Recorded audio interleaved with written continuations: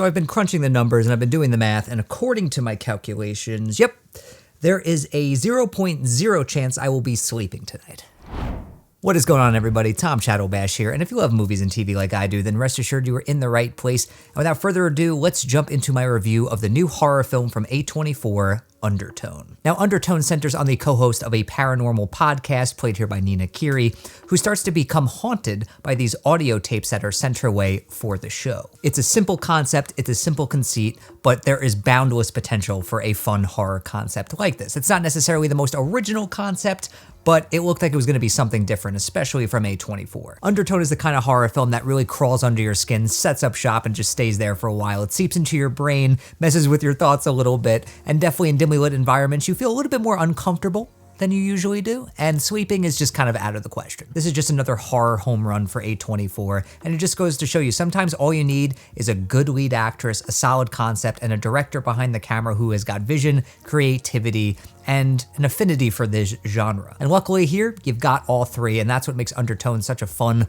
horror watch, especially with a big crowd. I think that the lead performance from Nina Kiri is fantastic. You need a solid actress to ground the story emotionally because she is carrying this film on her shoulders. We are following her for the entire film, so if her performance isn't up to snuff, this movie just falls and it just kind of crumbles beneath her. But luckily she's delivering an emotionally compelling performance where you absolutely buy the horror and dread that she is starting to feel with, you know, each press of the play button for these audio files, where she's starting to buy into the horror and the authenticity of them. And it really just adds to the overall dread and atmosphere of the movie because it constantly feels claustrophobic. And director Ian Twayson, who apparently this is his first feature film after doing a little bit of research, I mean, what a debut feature. I mean, he is showing such craft, thoughtfulness, and precision behind the camera. I mean, the atmosphere that he's able to establish and maintain in this movie is incredible. I mean, this is the kind of film that holds your attention and holds the suspense the entire 90-minute runtime. I felt my entire body tense up throughout this entire experience, and he absolutely plays with your expectations and especially your imagination as a viewer.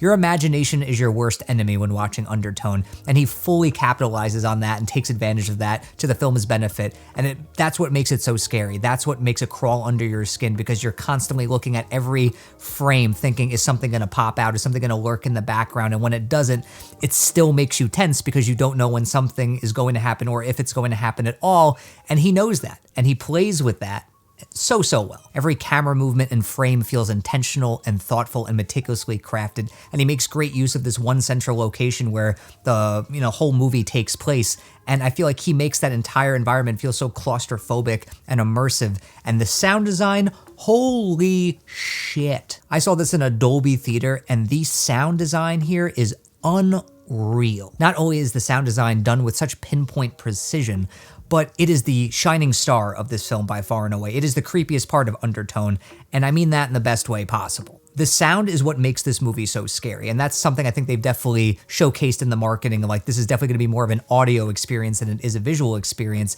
Not to say that the visual experience isn't just as creepy, but the sound here is what envelops you. The sound here is what immerses you and what is going to scare the crap out of you. I mean, seeing it in a Dolby theater, I thought I had made a grave error when I realized how loud and how punchy the movie was going to sound. But honestly, it just made the movie even better. And I could tell that when the credits rolled, it had done his job because I saw everyone collectively like untense and just kind of go, whew.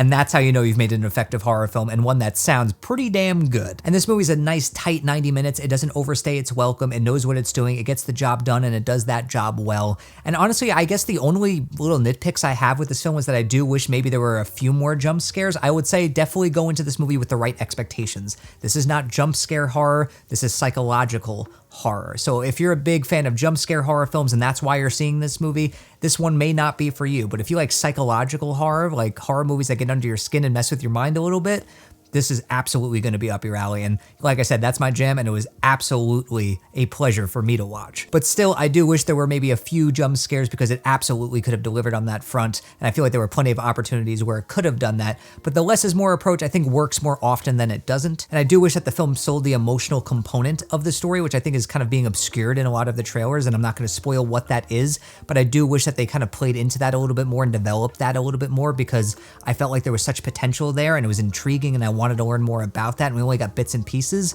But that, again, is a very minor nitpick because I think Kiri sells it so well that she's able to elevate kind of underwritten material in that regard. So in the end, I'm going to give Undertone 4.5 out of 5 stars. This is my kind of horror film, the kind of horror film that I could easily see myself rewatching, and it would absolutely be an amazing double feature with Sinister. That would go off as a double feature. I'm just saying. It got under my skin, it messed with my head, it put a big smile on my face, and as someone who loves horror films, this one was absolutely for me. So that's my take on Undertone. Let me know what you think of the movie when you get a chance to see it. It hits theaters this Friday, March 13th, so definitely check it out and let me know what you think in the comments below. Let me know if you loved it, hated it, thought it was just okay. Let me know if you're excited for the movie. Let me know down below. And until next time, everybody, I'm Tom Chattelbash, YouTube's most reliable movie critic.